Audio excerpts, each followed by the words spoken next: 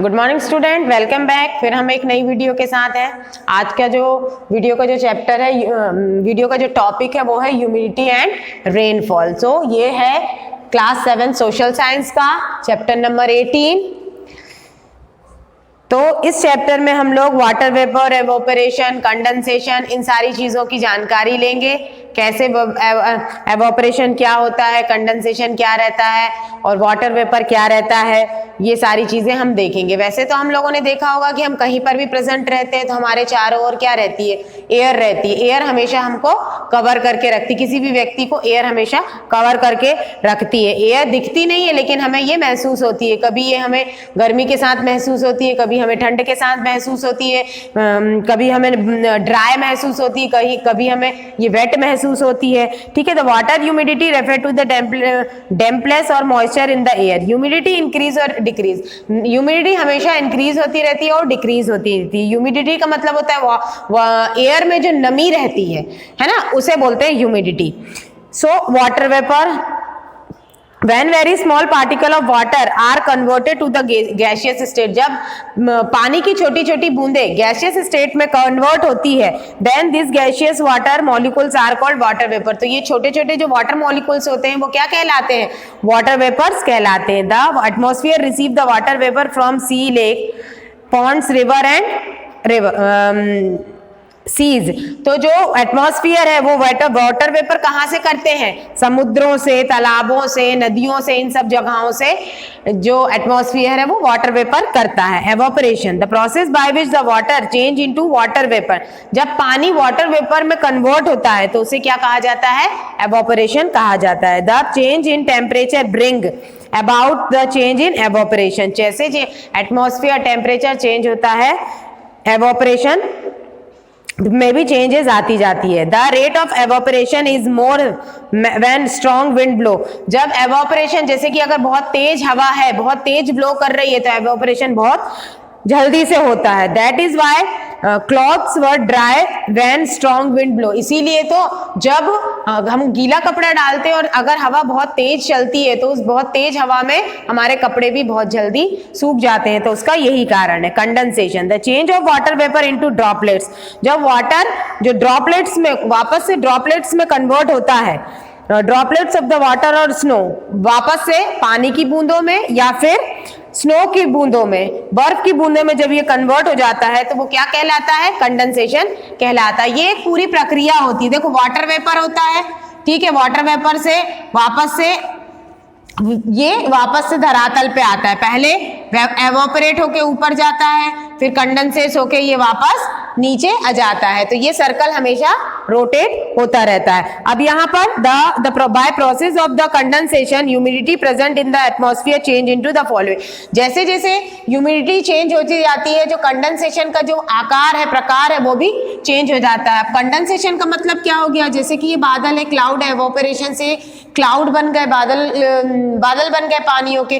तो अब जिस एरिया में ज्यादा नमी होगी, जो एरिया ज्यादा ठंडा होगा, कहीं एरिया ज्यादा गर्म होगा, तो उसी के अनुसार जो ये ड्रॉप्स हैं, वाटर की जो ड्रॉप्स हैं वो कन्वर्ट होती है और उसके अलग अलग प्रकार होते हैं। तो यहाँ पर हम देखेंगे उन्हीं के प्रकारों को। ड्यू होता है ओस की बूंदे देखिए सभी ने। ओस की बूंदी कैसी होती है, सुबेरे जब हम आप उठते हैं तो देखा होगा आपने कि पत्तों के ऊपर छोटी छोटी बूंदे रहती, घासों के ऊपर छोटी छोटी बूंदे रहती। अगर कोई चीज बाहर हमारी रखी हुई तो वो पूरा गीला हो जाता है, तो वो किसके कारण होता है, वो ओस के कारण होता है। वाटर वेपर और moist air change into the dew और कूलिंग। जब वाटर वेपर बिल्कुल ठंडा हो जाता है तो वो ओस का रूप धारण कर लेता है। During the night when the earth cools, रात के समय जब अर्थ कूल हो जाता है, ठंडा हो जाता है, the air also cool down. तो एयर भी क्या हो जाती है, एयर भी ठंडी हो जाती है। अब उसमें ज्यादा नमी आ जाती है। The water vapour present in the air on the cooling condense into dew drops and settle down to the surface of the earth. और जो वाटर वेपर है जो ऊपर की तरफ जा रहा है और ठंडी होती जाती है, तो वो क्या हो जाती है, वापस जो है वो छोटी छोटी ओस की बूंदों में कन्वर्ट हो जाती है। Frost, When the temperature of the air falls below 0 degree Celsius. जब टेम्परेचर, जैसे मैंने बताया कि जैसे जैसे अर्थ रात के समय ठंडा होता है, वातावरण ठंडा होता है, जो बूंदे हैं वो ओस में कन्वर्ट हो जाती है। लेकिन जब हमारा एटमॉस्फेयर का टेम्परेचर कहीं का भी एटमॉस्फेयर का टेम्परेचर अगर 0 डिग्री सेल्सियस से नीचे चला जाता है तो वाटर वेपर की जो मॉलिक्यूल्स हैं, ड्रॉपलेट्स हैं, वो क्या हो जाती है, वो जम जाती है, बर्फ के छोटे छोटे ड्रॉप्स में कन्वर्ट हो जाती है और वो आइस का रूप धारण कर लेती है। This ice particle settle down on the leaves, और ये आइस पार्टिकल लीव्स पे मतलब पत्तों पे, घास पे, जमीन पर ये दिखने लगती है। विच वॉज कॉल्ड फ्रॉस्ट, जिसे हम फ्रॉस्ट कहते हैं। फ्रॉस्ट डिस्ट्रॉय द क्रॉप्स, और ये जो फ्रॉस्ट है ये क्या करती है, पूरे फसलों को नष्ट भी कर देती है। फॉग, फ्रॉस्ट और हेल, जो फ्रॉस्ट है और जो ओले हैं वो दो अलग अलग प्रकार के होते हैं, वो आगे मैं आपको बताऊंगी। फोग, फोग का मतलब है कोहरा।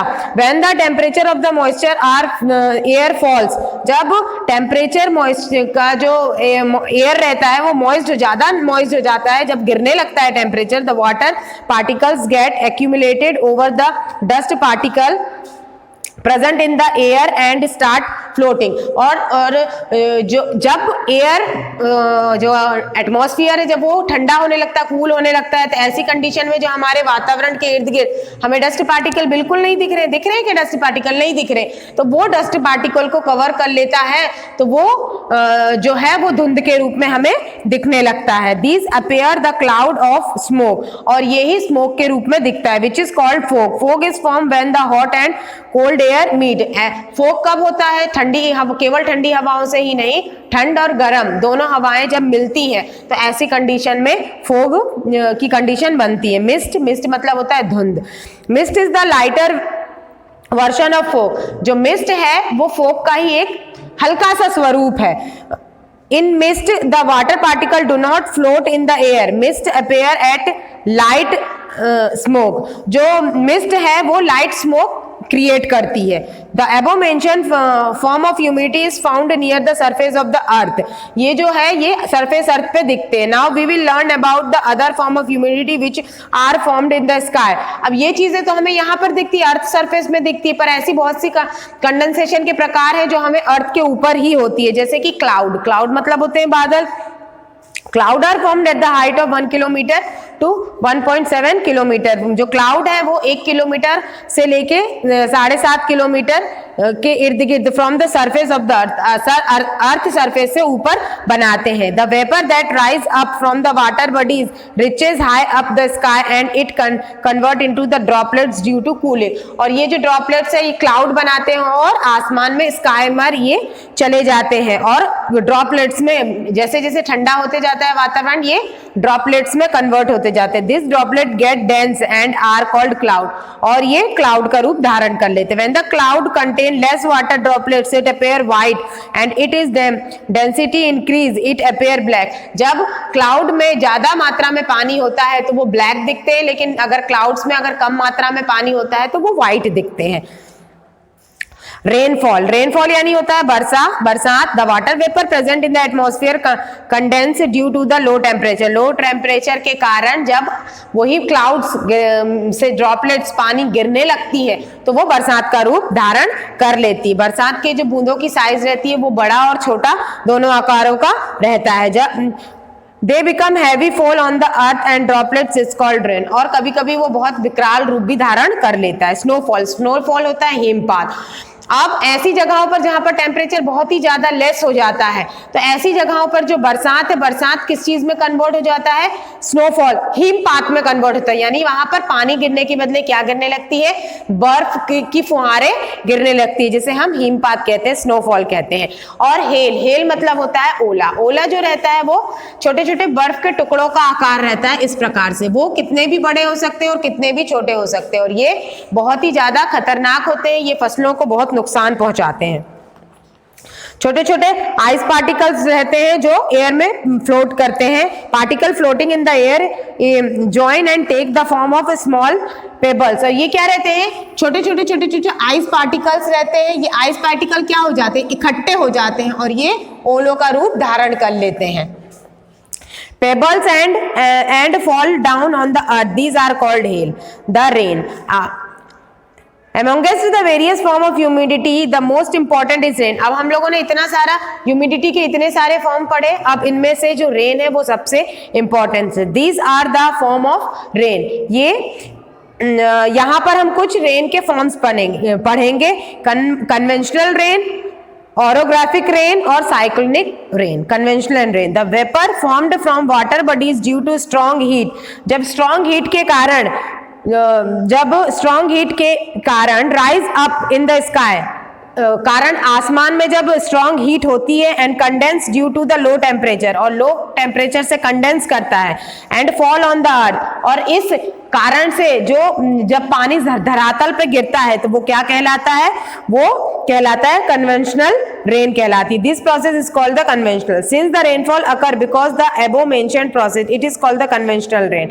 अब orographic rain, when the mountain comes in the path of the moisture landed wind from sea to land is start climbing the mountain. On reaching a great height it cools down and participating in the form of rain. अब जब जो clouds है अपने रास्ते में जब किसी mountain को देखते, पर्वत को देखते हैं, तो वो जो क्लाउड्स है वो बादल है, वो क्या कोशिश करते हैं कि माउंटेन को क्लाइम कर ले, है ना. तो ऐसे क्लाइम करने में वो क्या है, ऊपर की ओर जाते हैं, और जैसे ही वो ऊपर की ओर जाते क्या होता है, वो वातावरण ठंडा उन्हें मिलता है, और वो ठंडे के कारण जब वो पानी गिरने लगता है तो वो कहलाता है ऑरोग्राफिक रेन कहलाता है. Such rain occur in the region of monsoon और the westerly wind.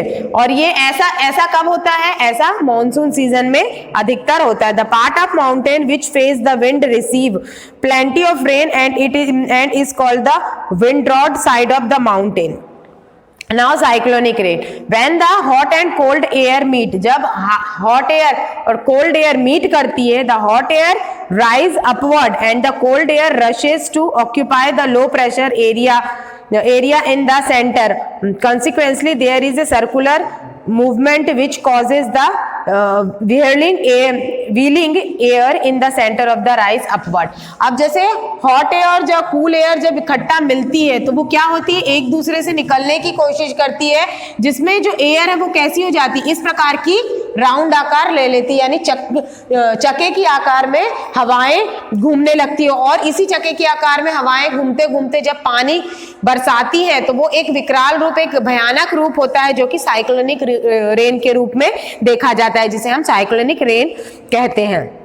During winter the northern western India receive the cyclonic rain. और विंटर सीजन में नॉर्थ वेस्ट एरिया में साइक्लोनिक रेनफॉल देखने को मिलता है. रेन गेज क्या होता है, rain gauge the instrument used to measure the amount of rain at a particular place at the particular time is called rain gauge. Rain gauge एक यंत्र है जिसके जरिए किसी भी जगह पर, किसी भी पर्टिकुलर जगह पर पर्टिकुलर टाइम में बरसात कितनी हुई है, क्या है बरसात की रेंज, वो है जो है वो नापने के लिए रेन गेज का इस्तेमाल किया जाता है. This instrument has the cylindrical drum which is closed at the bottom but has the funnel on the top. अब ये किस प्रकार का रहता है, रेन गेज इस प्रकार का रहता है, सिलेंडर शेप का रहता है, लेकिन जो ऊपर रहता है उसमें यूं चुंगी टाइप की लगी रहती है. ठीक है.